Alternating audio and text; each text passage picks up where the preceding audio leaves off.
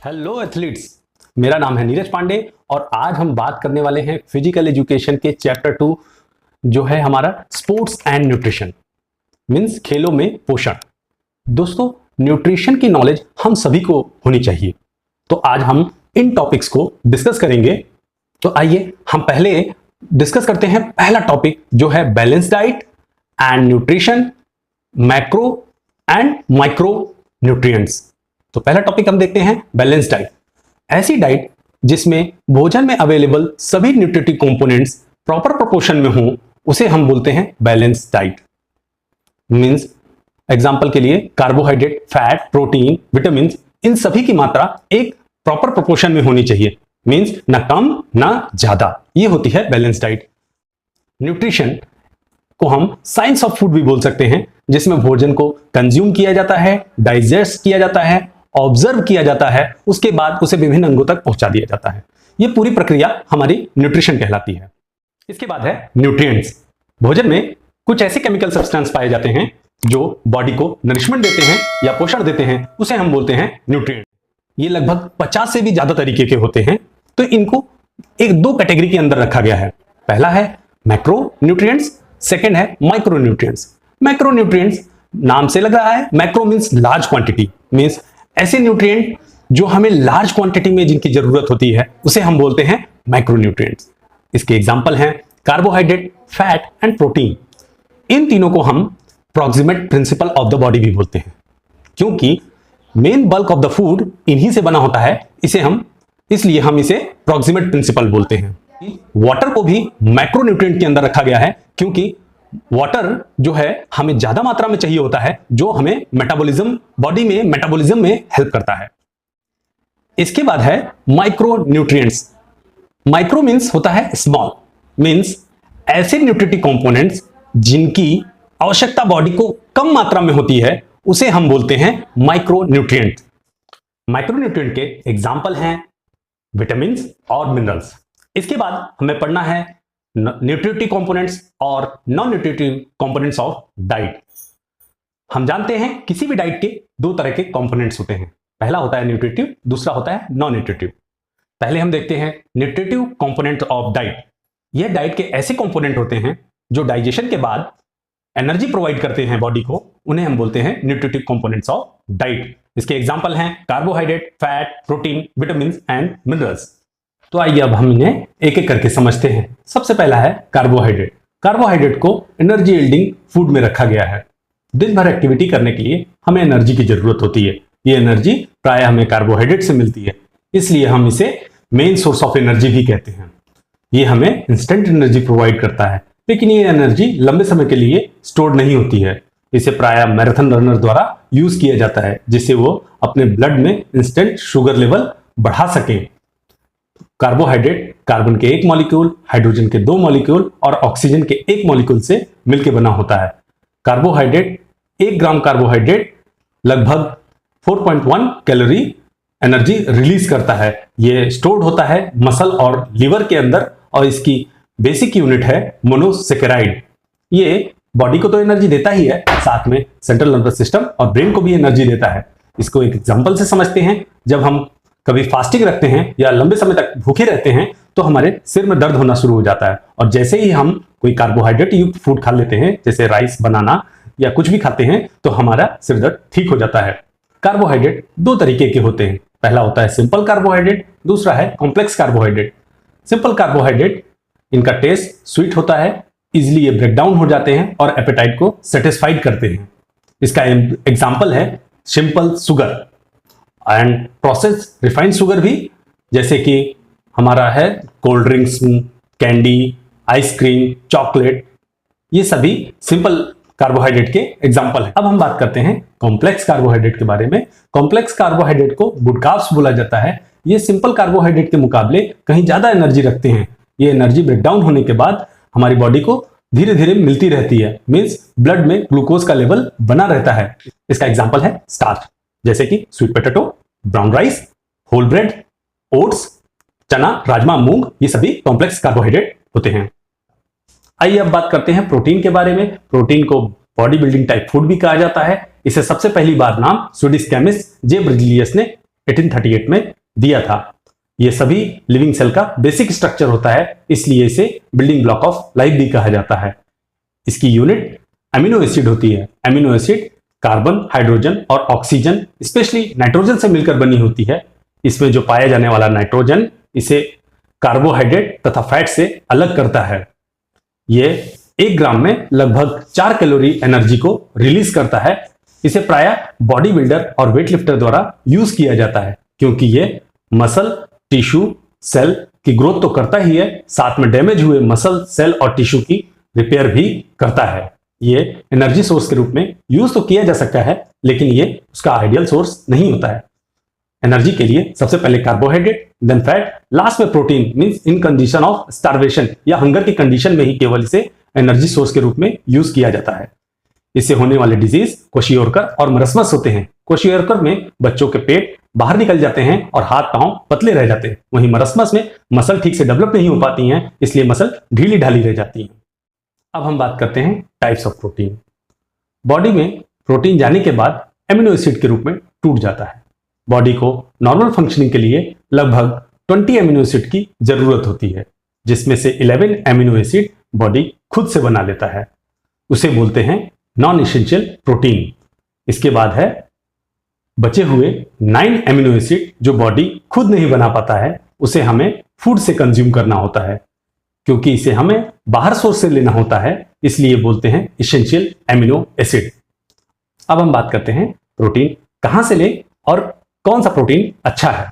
Sources of protein. Protein के मुख्यतः 2 तरह के सोर्स होते हैं। एक होता है कंप्लीट प्रोटीन, दूसरा होता है incomplete protein. Complete protein means ऐसा फूड जिसमें सभी एसेंशियल एमिनो एसिड मींस 9 के 9 अमीनो एसिड अवेलेबल हों, वो होता है कंप्लीट प्रोटीन। इसका उदाहरण है मीट, और सभी एनिमल प्रोडक्ट में कंप्लीट प्रोटीन पाया जाता है। अगर हम इसके कुछ वेजिटेरियन सोर्स की बात करें तो जैसे कि दूध, चीज और सोयाबीन चंक्स, इन सभी में कंप्लीट प्रोटीन पाया जाता है। अब बात करते हैं इनकम्प्लीट प्रोटीन। इनकम्प्लीट प्रोटीन जिसमें सभी एसेंशियल एमिनो एसिड नहीं हो, यानी 9 में से कोई 1 या 2 एमिनो एसिड कम होते हैं, उसे हम बोलते हैं इनकम्प्लीट प्रोटीन का सोर्स। जैसे कि चना, राजमा, इन सभी में मिथायोनिन नामक प्रोटीन की कमी होती है। तो अगर इसे हम चावल के साथ मिला के खाएं तो ये एक कंप्लीट प्रोटीन का सोर्स बन जाता है। आइए अब हम बात करते हैं फैट के बारे में। फैट को केमिकली लिपिड्स कहा जाता है। ये भी कार्बोहाइड्रेट की तरह ही कार्बन, हाइड्रोजन और ऑक्सीजन के मिलने से बना होता है।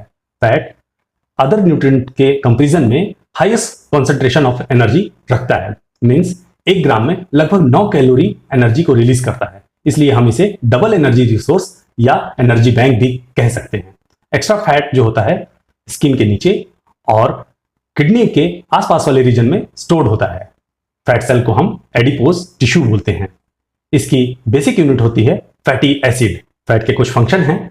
ये फैट सोल्यूबल विटामिन को डिसॉल्व करता है और ट्रांसपोर्टेशन में मदद करता है। बॉडी के टेम्परेचर को रेगुलेट करता है और ऑर्गन का प्रोटेक्शन भी करता है। फैट जो है 2 तरह के होते हैं। पहला होता है सैचुरेटेड फैट, दूसरा होता है unsaturated fat. Saturated fat room temperature पे जम जाते हैं। इसका एग्जांपल है बटर, घी, डालडा। ज्यादा मात्रा में सैचुरेटेड फैट को लेने से कार्डियोवैस्कुलर डिजीज होने के चांसेस बढ़ जाते हैं। अगला है अनसैचुरेटेड फैट। ये रूम टेम्परेचर पे लिक्विड फॉर्म में रहते हैं, यानी ऑयल के फॉर्म में रहते हैं। इसका एग्जांपल है rice oil, sunflower oil, nuts, fish oil. इनके प्रयोग से ब्लड में कोलेस्ट्रॉल की मात्रा भी कम होती है।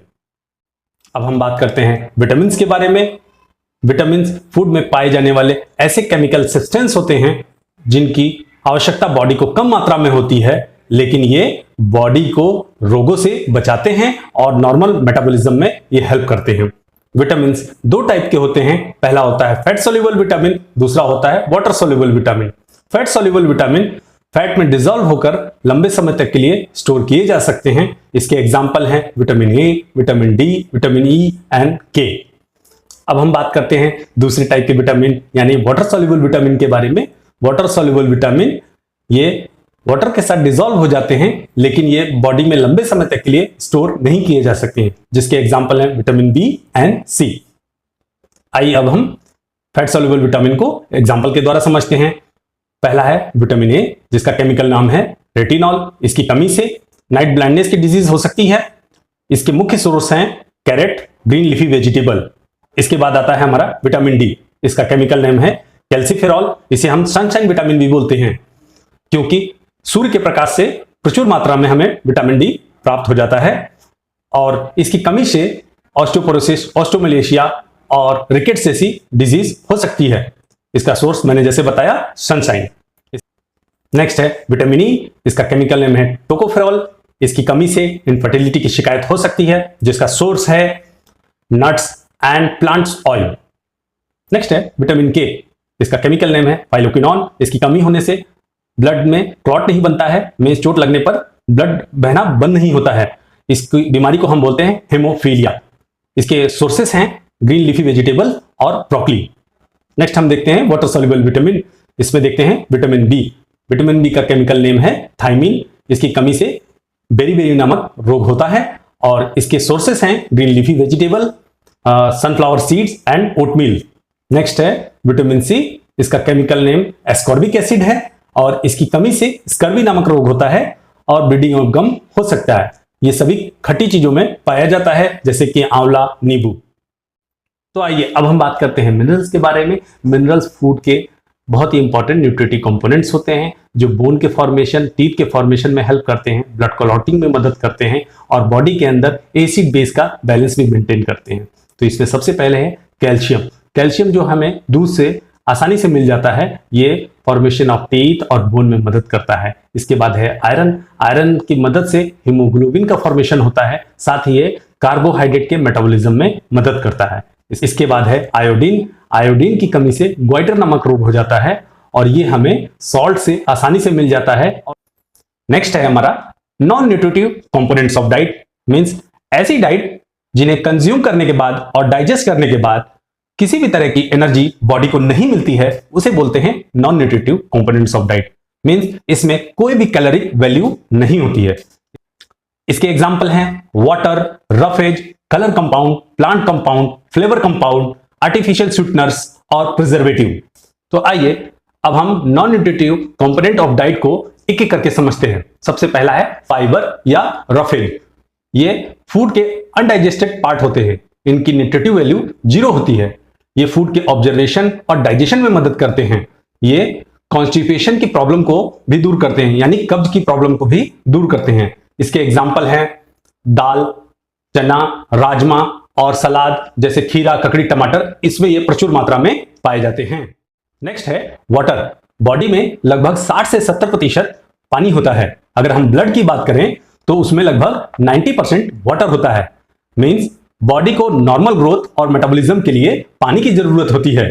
तो इसलिए वाटर को मैक्रो न्यूट्रिएंट्स के अंदर रखा गया है, लेकिन इसकी कैलोरिक वैल्यू 0 होती है। ये बॉडी के टेम्परेचर को रेगुलेट करता है और शरीर में उत्पन्न हुए वेस्ट प्रोडक्ट को यूरिन और स्वेट के माध्यम से बाहर निकाल देता है और फूड के कॉम्प्लेक्स मॉलिक्यूल को ब्रेक डाउन करने में भी मदद करता है। इसलिए हमें 3 से 4 लीटर पानी दिन भर में जरूर पीना चाहिए। नेक्स्ट है फ्लेवर कंपाउंड। फूड के ऐसे इंग्रेडिएंट जो केवल टेस्ट के लिए यूज किए जाते हैं, इनकी कोई भी न्यूट्रिटिव वैल्यू नहीं होती है।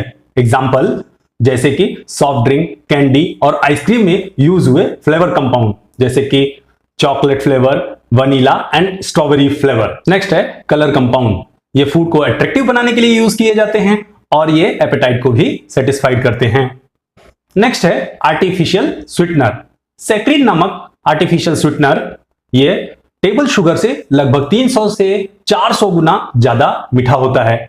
इसका उपयोग मेडिसिन में, टूथपेस्ट में, कोल्ड ड्रिंक्स में और कप्स, कैंडीज में यूज किया जाता है, लेकिन इसकी कैलोरिक वैल्यू ना के बराबर होती है। अगला है प्रिजर्वेटिव। ये फूड की लाइफ स्पैन को बढ़ा देते हैं। ये फूड को लंबे समय तक स्टोरेज के लिए बनाए जाते हैं। इसके एग्जाम्पल हैं cake, packet food, packet juice और पिकल में यूज होने वाले प्रिजर्वेटिव। और लास्ट है हमारा प्लांट कंपाउंड। इसे लेने से कभी अच्छा कभी बुरा प्रभाव पड़ सकता है। एग्जाम्पल के लिए कैफीन को ज्यादा मात्रा में लेने से यह हार्ट रेट को बढ़ा देता है और स्टमक में एसिड की मात्रा को भी यह बढ़ा देता है। फ्रेंड्स, ये तो हो गई न्यूट्रिशन की बात। इसे औरों के साथ शेयर करना ना भूलें। अब हम बात करते हैं कुछ क्वेश्चंस की जो एग्जाम में अक्सर आते रहते हैं। पहला क्वेश्चन है, why does the weightlifter diet include lots of protein? इसका आंसर है to maintain a muscle mass. Means weightlifter को बहुत सारी स्ट्रेंथ ट्रेनिंग करनी होती है जिसमें उनकी मसल और टिश्यू रप्चर्ड हो जाते हैं, और प्रोटीन का मुख्य काम मसल की ग्रोथ में हेल्प करना और टिश्यू को रिपेयर करना होता है। इसलिए वेटलिफ्टर प्रोटीन डाइट को ज्यादा लेते हैं और इसे हम body building type of food भी कहते हैं। अगला क्वेश्चन है, what are the non nutritive components of diet? इसका आंसर है ऐसी डाइट जिसे कंज्यूम करने के बाद और डाइजेशन के बाद कोई भी एनर्जी ना मिले, मींस उसकी कैलोरिक वैल्यू 0 हो या बहुत ही कम हो, उसे हम बोलते हैं non nutritive components of diet. इसके एग्जांपल हैं water, roughage, colour compound, flavour compound, artificial sweetener और प्रिजर्वेटिव। फ्रेंड्स, मैंने आपके लिए एक क्वेश्चन कमेंट बॉक्स में भी पिन अप किया है, उसका आंसर आप #ANS- लिखने के बाद लिख सकते हैं। इस वीडियो में इतना ही। इस वीडियो लेक्चर के स्टडी मटेरियल का लिंक मैंने डिस्क्रिप्शन बॉक्स में डाल दिया है, आप उसे भी एक बार जरूर देख लें। एथलीट्स, मैं उम्मीद करता हूं कि आपने इस वीडियो लेक्चर से जरूर कुछ ना कुछ नया सीखा होगा। मेरा यह एफर्ट आपको अगर अच्छा लगा हो तो चैनल को लाइक और सब्सक्राइब करना ना भूलें, और बेल बटन को भी जरूर दबा दें, जिससे कि जब भी मैं वीडियो बनाऊं तो आपको नोटिफिकेशन मिल जाए और मैं इसी तरह आपके लिए वीडियो बनाता रहूं। जय हिंद, जय भारत।